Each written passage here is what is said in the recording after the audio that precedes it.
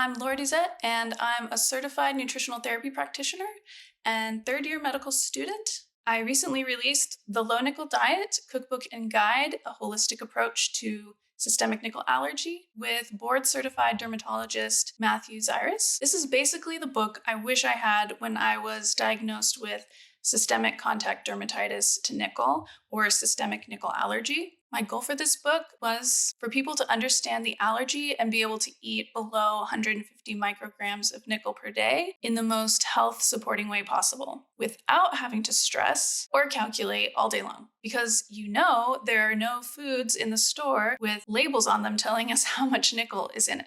I also wanted to share some other non-dietary, evidence-based strategies that may help people manage and mitigate their condition. My journey writing this book began several years ago when my dermatologist confirmed that my dyshidrotic eczema, which had rendered my right hand completely useless because it was so inflamed, itchy, and covered in scabs most of the time, and probably the IBS I had since I was a teenager, were due to a nickel allergy. My doctor and the research told me that the best, most effective treatment was a low nickel diet, but I had no idea what that meant. So searching for resources to understand it, I was left with more questions than answers. The lists available were puzzling and inconsistent, and honestly, I understand why, but still, what the heck?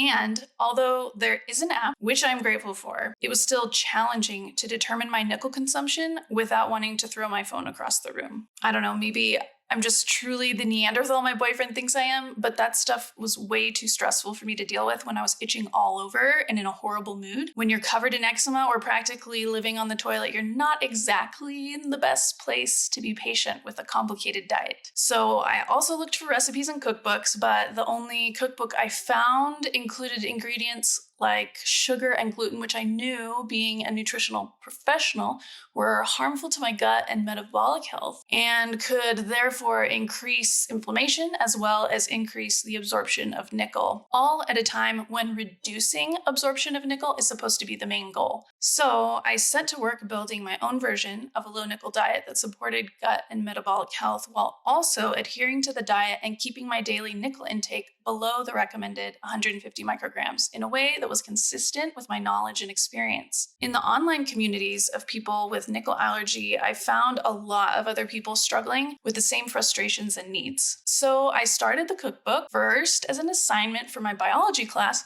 which I was attending because I, in my infinite wisdom, thought going to medical school in my late 30s was a good idea. This assignment expanded into a 4-year project where I had to learn new skills like food photography, research, using InDesign, building a website, and many others.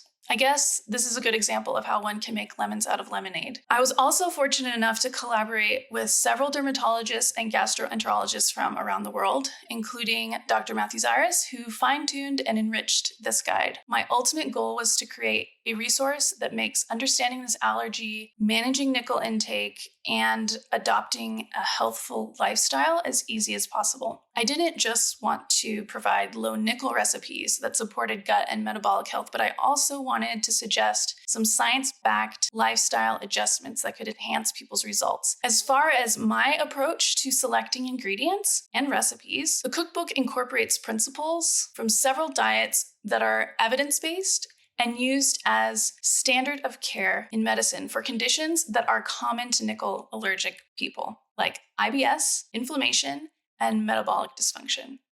These diets are the low FODMAP diet, the Mediterranean diet, and the low carbohydrate diet. I also incorporated some ideas from the GAPS diet, but that one does not have as much research behind it. This approach promotes dietary and lifestyle strategies that address root causes and overall well-being rather than just addressing individual symptoms, a perspective often overlooked in conventional medicine. This book may not be the ultimate guide for everyone. It is a significant step forward, and I am immensely proud of it. As we continue to raise awareness of nickel allergy and its links to systemic inflammatory conditions, I hope this resource emerges as a valuable tool. So what's in this book? Over 140 recipes, meal plans, full color photographs of many of the dishes, Also, I show micrograms per serving, so each recipe page lists the precise amount of nickel per serving, empowering you to choose your meals according to your needs without tons of calculation. Comprehensive food and ingredient lists, so you can find detailed food lists and ingredient lists that will simplify your meal planning because you can see how many micrograms of nickel is in normal household measurements like tablespoon, teaspoon, cup, etc. You'll also find flexible strategies. There's a strategies page offering ideas to supercharge your approach with flexibility in creating your perfect low nickel protocol. And then there's a letter for doctors. This is a valuable resource to inform your healthcare team about research supporting the existence and treatment of systemic nickel allergy so you can help educate them and get them on board.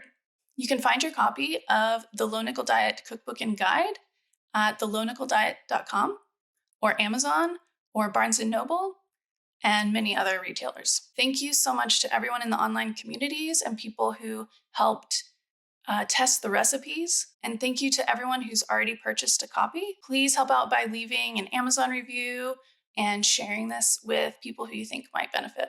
And definitely don't forget to reach out and say hello. I would love to hear how it's going for you and any other ideas you have of things that the community needs. All right, take care.